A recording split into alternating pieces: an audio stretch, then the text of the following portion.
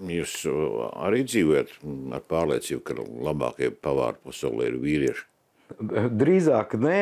Protams, kad vienmēr jau kāds kārdinājums var būt sevi kaut kā stādīt pārāk.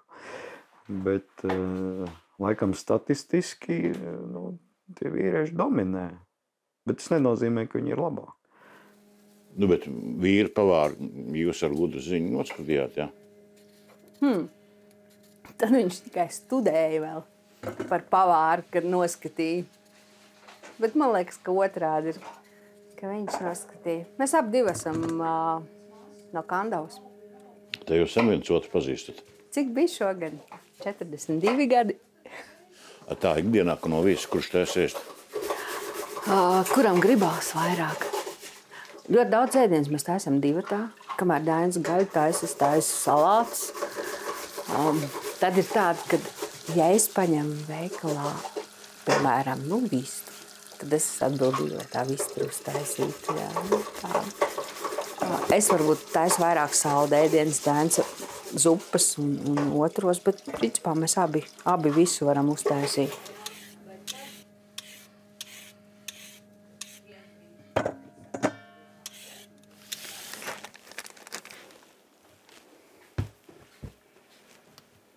Tehnika, kā veidot keramiku, jau kaut kur no 9. gadsimta apmēram. Un ir ne tikai Latvijā, bet ir daudz kur pasaulē, kur vēl joprojām taisa ar rociņām bez virpas. Un savukārt, tad, kad es vadu meistarklases, tas ir pluss, jo tad uzreiz visi var darboties. Nevajag to vienu virpu. Virpu jūs principā neatzīstat? Nē, man patīk. Man vispār ļoti šeit ir palielā citu kolēģu kolekcija, kas taisa, bet man kaut kā nav lēmts.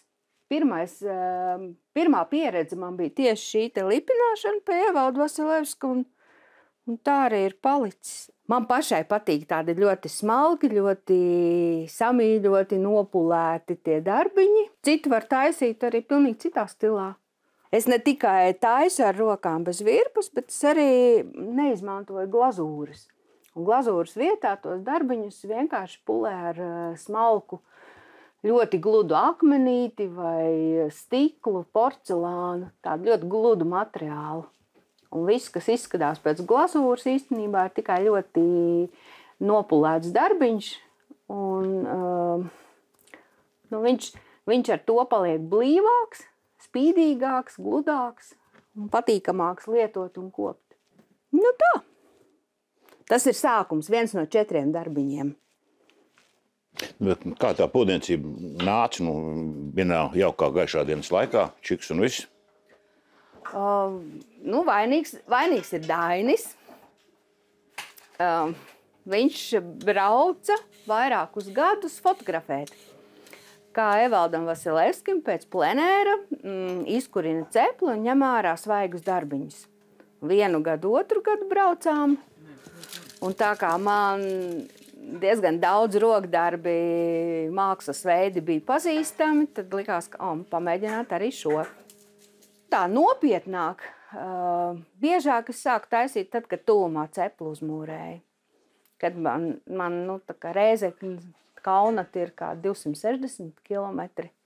Un tad uzmūrīja cepli vispirms Kandavā, kas bija 140 kilometrus jābrauc, pēc tam 50 kilometrus. Un tad jau 8. gadu man ir savs ceplītis. Bet sākumā es vedu citiem kurināt, dedzināt. Un no pirmā ceplīša arī es dedzinu ne tikai savus darbus, bet gan skolnieku darbus, gan kolēģi, kam nav sava cepļa. Katrs savā mājā taisam, un tad apmēram reizi mēnesī pusotrā mēs tiekamies pie cepļa. Ko tas madz nozīmē īsti? Tas vārdiņš tapa diezgan ātri no draugu pirmajiem vārda burtiem, kas man palīdzēja ceplīt uzmūrēt. Tur ir Mārtiņa projekts, Aigars palīdzēja pamatus taisīt, Dainis Zanda esam mēs. Mums abiem viena skaņa, un Edgars arī palīdzēja pie pamatu mūrēšanas. Tā man vārds ir no draugiem. mādzē, un viņš tā diezgan maģiski arī skan. Es esmu nodedzinājusi 61 ceplīti. Un ceplis joprojām turās. Ceplis turās. Pedagoģis diploms, kur tas palika? Neaizgāju atpakaļ uz skolu pēc 2. dekrēta. Man gribējās mākslas skolu, bet, laikam tajos laikos nebija uzņēmība tik liela, lai es pati saņemtos un aizietu un kaut kā paklausīju skolai un mammai. Un ir tā pedagoģija, un vienu mazu brītiņu es dusmojos, kāpēc man ir lieki gadi tur pavadīti augšskolā un pedagoģiju. Bet tad nāca tas ceplis, es taisīju pati darbus, un nezinu kāpēc. Zobārstiem taču nekad neprasa iedod man paurbt zobus, ja. Bet podniekiem vienmēr paprasa, es nevaru pati uztaisīt bļodiņu. Un tad savukārt saslēdzās kopā visas tās izglītības, kas ir gan tiešā tirdzniecība, gan māksla, amatniecība, pedagoģija. Un man patīk izpausties arī vadot nodarbības, jo tie studenti, kas pie manis atnāk, viņi aiziet ar darbiņiem, kurus man prasa, vai tos var nopirkt. Viņi pirmo reizi paņem māliņu rokā, un tur, man liekas, tur kā tāds pedagoģijas nopelns tomēr ir. Jo var pats taisīt, bet iemācīt otram tur mazliet ir jāzina. Bet tā jūs esat skolots pabārs? Jā. Tā ir sena mana izglītība, tehnologs, pavārs, kuru es visu dzīvi līdz šim tā īsti profesionāli nebija pielietojis. Bet tur ir bēdīgais padomijas stāsts. Bija prakses, kur nācās pastrādāt tā kā reāli restorānā, kafejnīcā. Un es redzēju to sistēmu no iekšpuses. Es tik kriminālas lietas tur esot redzēju, ka es saprotu, ka es kaut ko citu gribu. Paņemāt 38 gadus pauzi. Nē, es aizgāju uzreiz studēt filozofiju. Tās prasmes dzīvē noderējušas? Pilnīgi visam. Kas deva tādu savu skatu uz dzīvi un tevis vietu visā tajā, kas ar tevi notiek. Bet tad, kad es pieņēmu lēmumu, kad es to darīšu, un kad šeit būs tāds kaut neliels, bet tomēr restorāniņš un kaut uz pasūtījumu, bet viņš būs, tad es tā nopietni pie tā piegāju, tika uzrakstīts projekts, sagādāts iekārtas, lai mazliet palīdzētu ielikt pats sev tajā vilcienā. Es aizgāju pa pavāru pastrādāt, es gandrīz gadu nostrādāju par pavāru. Tiktu apakaļ formā, paskatītos, kas šodien aktuāls, ar šodienas iekārtām vairāk iepazītu. Kā jūs atradāt šo vietu? Tad, kad mēs nolēmām, ka mēs gribam doties prom no Rīgas, tuvāk dabai atpakaļ, tad tā vieta diezgan ātri atrada. Tieši konkrēti šo vietu mēs atradām internetā, braucām skatīties ar abiem bērniem, un tā nebija ilgi jādomā. Te bija lieli koki, te bija meža aizvēši, te ziedēja zilie sniegpulksteņi. Bija tāda, un man šķiet, ka mēs mājā tā īpaši pat neienācām iekšā. Mēs tieši vietu arī paņēmām kā vietu, kur mēs varam izpausties, kur var kurināt cepli. Tas, ka bija klāt arī pirtiņa, sena, ļoti sena, viņai 300 gadi būs, tas uzrunāja, un tas, ka kaimiņus jau nevar redzēt nevienu. Tad, kad jūs šeit atnācāt uz Skujniekiem, tas bija grūts sākums, tīri praktiski. Ūdens bija no akas ar spainīšiem jānes, un bija sausā toalete. Bet vai bija grūti? It kā jā, bet kaut kāds tas, mēs tikko bijām atnākuši, kaut kāds entuziasms un tā sajūsma par to dzīvi tik tuvu dabai, es kaut kā laikam kompensēju.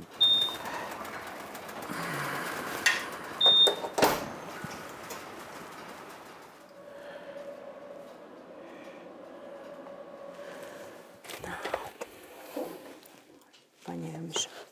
Vēl viena ceļojuma suvenīra man ir dažādu faktūru čiekuriņi. Tad. Šis persikauliņš. Bet apkārt es viņam likšu tādu smalkāku faktūru. Šie ir no Austrālijas braukuši. Citi saskata rozes, citi saskata āboliņu sarkano. Vēl jau daudz būs jāiet klāt viņam, bet tas sākumiņš ir.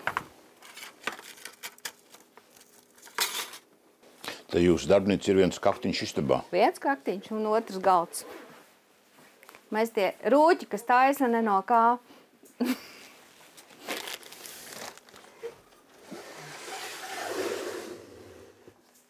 Kas ir tad, kad ir dusmas, tās tiek izsists mālā? Nē, tad es eju ravēt. Tāda puķu dobas top tīrākas. Mālā, nē, mālā man liekas, ka es tur tādu mīļumu tomēr lieku iekšā. Man ļoti patīk gan adīt, gan taisīt keramiku kādam konkrētam cilvēkam un kādu dusmu liks iekšā.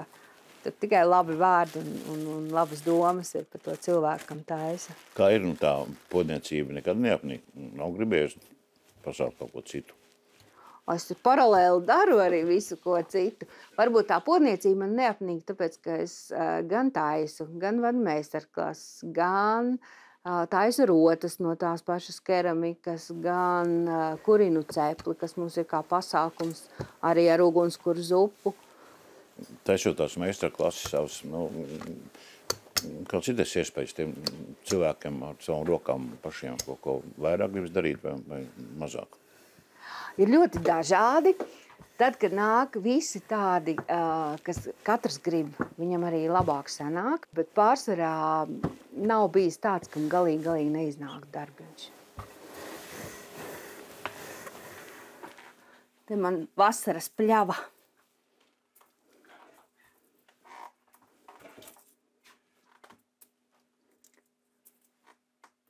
Viss vietējies? Nu jā, vai nu no dārza, vai no meža. Šī man tāda ļoti mīļa tēma. Es arī maizīti cepu. Tagad kādu brīdi es pārtraukusi, bet ir plānos tūlīt atsākt.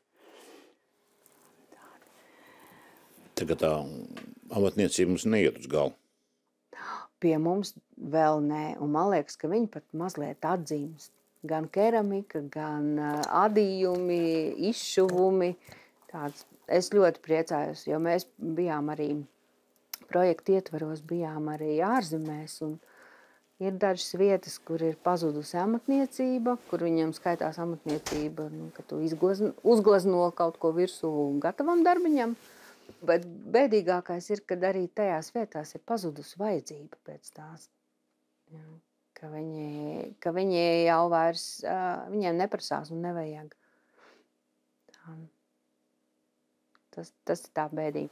Man liekas, pie mums vēl viss ir kārtībā ar amatniecību. Vienīgi, ka viņi ir ļoti darbietilpīga, lēni sanāk, nevar tādu ātri visu dabūt gatavu.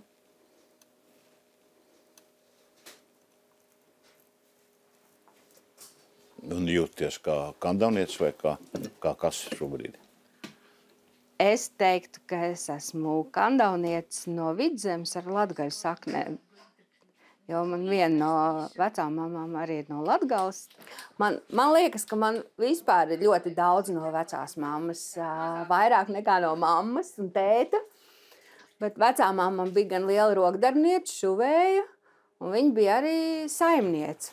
Viņa pa pavāru sev nesauc, bet saimniece. Ne kafejnīcas, ne viesinami. Tad bija laukos izaudzēja cūciņu, tad tu viņu visu izstrādāji, ņēma uz kāzām vai uz kristībām to saimnieci. Un mazu brītiņu ir bijis tā, ka vecā māma iet kā saimniece, Dainis iet viņai kā palīgs, un mēs ar māsu kā galdmeitas. Nu, kā jūs nonācāt līdz nākošam līmenim, ka izdomājāt, vajag šeit Skujniekos savu mājas kafejnīcu vai restorānu? Arī palēnām, tieši no pieprasījuma. Pārsvarā cilvēki brauc no Rīgas, no Jelgavas, no Siguldas. Viņi pavada stundu ceļā. Tad 3 stundas mēs cītīgi strādājam, lai mums būtu tie pirmie darbiņi skaisti. Un tad viņi jautā, kur te tūmā var paēst? Nu, nevar paēst. Tuvākais veikals kafejnīca 14 kilometri. Tas lika mazliet aizdomāties. Tad nāca projekts Māju kafejnīcas, kur man likās, šis projekts ir uzrakstīts mums. Es taisu traukus, Dainis taisa ēst. Es lēnām cenšos katram viņa ēdienam speciāli traukus uztaisīt. Gan uzkodām, gan kamambēram, gan sēnēm, gan otriem ēdienam. No zupas bļodiņas mums bija jau visu laiku. Mēs te vienreizējos traukus nekad neesam lietojuši. Un 4 gadus piedalījāmies Māju kafejnīcas dienā, un 4. gadā Dainis teica, visas taisa šeit restorānu. Mēs stāvējām sniegā un vetus vēdiņu. Un nojume piesniga un piesala. Un tad, kad viņu locīja kopā, tad viņi bija 2 reizes lieli. Viņi nevarēja tik mazu salocīt, kā mēs aizvedām. Un jāved apakaļ bija lielāk. Tas bija izaicinājums salikt visu. Kā ir, Zanda virtuvē ir palīgs? Es tā mēdzu lielīties, ka tas ir mans labākais skolnieks. Mēs tātad kopā esam ļoti, ļoti sen, un tai pašā iesākumā, ka mēs sākām dzīvot kopā, nebija jau tā, ka viņi negatavo ēst. Bet šodien viņa, principā var pilnīgi viss.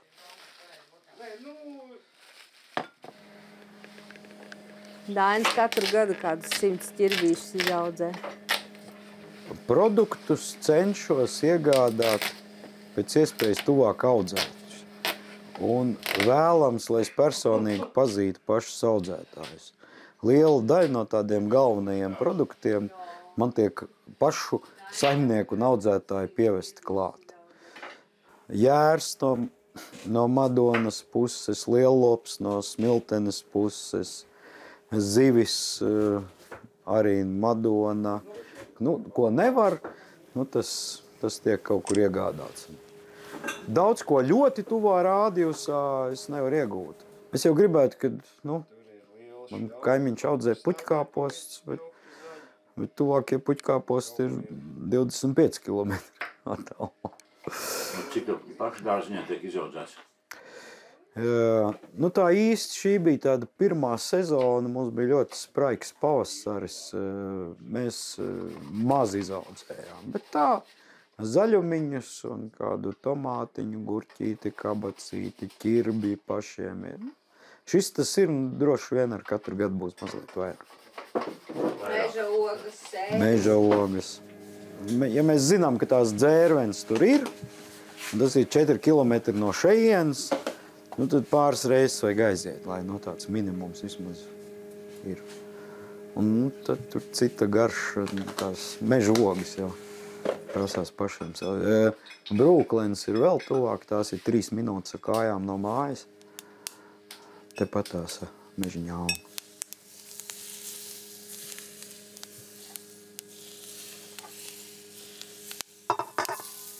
Rokdarbus vesāmiņi iemācīja? Jā. Pirmo reizi tamborē iedeva man 4 gadu vecumā. Un tad es vēl tagad atceros tādu nejauki rozā vilnas dzija. To cilpiņu tā kā parāda man nesanāk, bet kaut kādu paiet dažas minūtes un sēju, parāda man vēlreiz, kā tur ir. Un tad es tamborēju mammai jostiņu. Tādu to vienu pīnīt mammai būs jostiņu. Man likās tik ilgi, tik gara man viņa jātamborē. Tad es atceros kādu 6 gadu vecumā, tad jau es uz Ziemassvētkiem Čības tamborēju, tur mammai, krustmātei, tantēm. Adīte tagad krāmēja ārā, man liekas, ka nav atvests vēl, krāmēja ārā mammas mantas un atrada tādu sedziņu ar mazām sāltītēm, ko es atceros. Mēs dzīvojam tā kā vienā galā vecāmām, otrā galā mēs, un tā pa vakariem pa kluso viņi mums ierādīja, kā mammai dāvanu uz Ziemassvētkiem izšūt.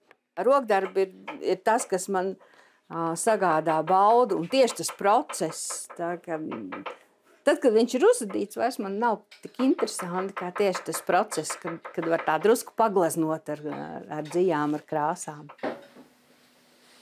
Kā jūs šeit Skujniekos vadāt savas dienas? Mums ir jākurina krāsnis, plītis, mums ir jātīra celiņi, jāgrāb lapas, viss, kas šeit, lai te būtu skaisti, mums jādara pašiem. Tu jāpamēģina vēl pa vidam arī darbus darīt. Es ceļos ļoti agri. Pirmi, 5, 6. Mēs braucam uz robežiem, uz kori. 2 dziesmu svētkus esam jau nodziedājuši. Ar pirtīm arī mēs, tur arī Dainis, manuprāt, ir sākums. Man liekas, ka tā pirts gēns, tas arī kaut kur mūsu visos iekšā ir. Un tā profesionāli mēs diplomus dabūjām 13. gadā. Vairāk kā 10 gadi. Tad mēs neperam bieži, nekur nereklamējam arī, ka mēs pērām, bet mūs atrod. Visu laiku mēs mēģinām sevi papildināt, mācamies, vienalga ko, un ļoti labi ir, ja mācās abi reizē. Katru reizi arī tad, kad mēs pirtsskolā mācījāmies, tas atpakaļceļš ir tāds, ka viens ir vienu pamanījis, otrs otru, ir tās sarunas, mēs jau pa ceļam jau vairāk esam ieguvuši, pārunājot, labāk atmiņā paliek tāda iespēja, kad ir forši kopā. Jo, pa 40 gadiem jau diezgan daudz, kas ir izsmelts, un jāņem kaut kāds jaunas un pozitīvas emocijas klāt un zināšanas, un tad viņas atkal var attīstīt, tad viņas var izdzīvot. Pirmkārt, nevienā jomā, nevienas prasmes cilvēkam nestāv uz vietas. Ja tu to nepraktizē, ja tu nedari, tad tu krīti savā līmenī, savās spējās. Ja tu to dari un mēģini papildināties, tad tu audz, bet tad uz vietas nekad nav. Kas tas būs? Mērķis. Kam? Pie jēra un kartupelīšiem ceptiem. Būs krējums.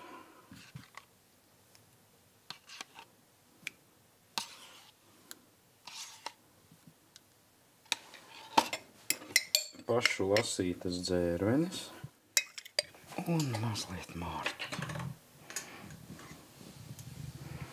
Jo, cik pašam liels ir ambīcijas šeit Skujniekos? Tas minimums, kas man būtu vajadzīgs, man ir. Rīga noteikti nekad nebūs gatava, vienmēr kaut kas pēc kā vēl gribās tiekties, bet tādas pamatlietas es varu izdarīt labi. Kādas ambīcijas? Man patīk laimīgi cilvēki. Man patīk gan pārsteigt cilvēki. Patīk piedāvāt kaut ko, kaut ko savādāk, kaut ko tādu, ko varbūt cilvēks nav baudījis līdz tam. Tad es šīs ambīcijas arī tā lēnām cenšos piepildīt. Un iedot kaut kādu motīvu tam cilvēkam braukt šeit, tādu gabalu no Rīgas, veselu pusstundu jābrauc. Lai viņš saprastu, kāpēc viņš brauc, tad kaut ko tādu, ko pie citiem nevar dabūt. Brieža, cepetis, Latvijas vīngliemeži, Latvijas vēži, lielopu steiki no ļoti garšīgas Latvijā audzētas gaļas, jēra steiki, veselas jēra kājas. Cenšamies būt neikdienišķi un pasniegt kaut ko tādu, ko katrā ceļmalas ēstuvē nepiedāvā. Gribējās uzsvērt to mežmalas lietu, lai kāds nav vīlies braucot uz restorānu, bet tā ēdienkarte lika teikt arī, ka tas ir restorāns un nekautrēties no tā. Tā tapa Mežmalas restorāns Madzes Karšmaļī. Tad dzīvojat tāda dzīve, kā jūs Zanda dzīvojat, nu, kas ir pagaidām pats grūtākais? Iespējams tas, ka tās domas un idejas skrien pa priekšu tiem darbiem, kurus tu izdari, un kad tu neesi pabeidzis vienu, un jau tev liekas nākošo, kad vajag, un tad kaut kas, kaut kādas, vairākas iesāktas lietas, varbūt tas ir tas, kas man nepatīk. Tas sestdienas, svētdienas, tādīs tirdziņos, tās nav žēl. Ja viss tā darbība notiek tur, kur tu dzīvo, tad tas sestdienas, svētdienas ir savādāk. Mums nav tādas īstas sestdienas. Mēs varam otrdienā norganizēt savu sestdienu. Ja mēs to vēlamies, ieplānojam. Tā kā tam nav vispār nekāda nozīme. Bet toreiz apmetoties uz dzīvi šeit, jūs nebaidījāties zaudēt draugus? Nē, tieši otrādi. Mums daudz draugi, kas dzīvo Rīgā, viņi tieši brauca pie mums, arī talkot sākumā palīdzēja, kopīgus pasākumus taisījām. Mums ir daudz tādi atraktīvi draugi. Ir laternu balles, ir Jāņi, ir ziņu naktis, ir Halloween, ir pārgājieni, riteņbraukšanas. Visi draugi kaut kā interesanti mēģina pasākums radīt, un tad mēs viens pie otram braucam. Kurš tu no jums izdomāja, ka jātais arī ziņu naktis Skujniekos? Mums ļoti, ļoti patīk dziesminieki, ļoti patīk tādas dziedāšanas pie ugunskura ar ģitārām. Pēc vienas tādas nejaušas sadziedāšanās nolēmām, ka jāuztais ar draugiem. Pirmajā reizē bija 14 cilvēki, un pēdējās 3-4 reizes ap 60 cilvēkiem. Šogad tikai pirmo reizi mēs tā skaļi pateicām, ka tāds pasākums pie mums notiek, jo tas līdz šim bija draugiem, draugiem. Un tad katrs nāk ar savu instrumentu. Mums te ir spēlēts, ģitāras ir bijuši 3 un 4, bet ir bijis akordeons, neiztrūkstoši visus gadus tuba, flautas, ērģeles, kokles. Tā kā mums ir tādi draugi, gan skolas laika, gan pirts draugi, gan cepļu draugi, kas visi ir tādi atraktīvi un savu reizīti katrs kādu pasākumu rīko un jāgrib piedalīties, jāgrib pašiem uztaisīt. Tā. Jāņem tas, ko var paņemt, jāpriecājas par saulainu dienu, par brīdi, kad var sniega vīru uzcelt, vai rudens, kad ir pilns mežs ar visādiem gardumiem. Dzīve ir tieši tik skaista, kā mēs paši viņu organizējam. Neviens jau tev neatnesīs uz paplātes.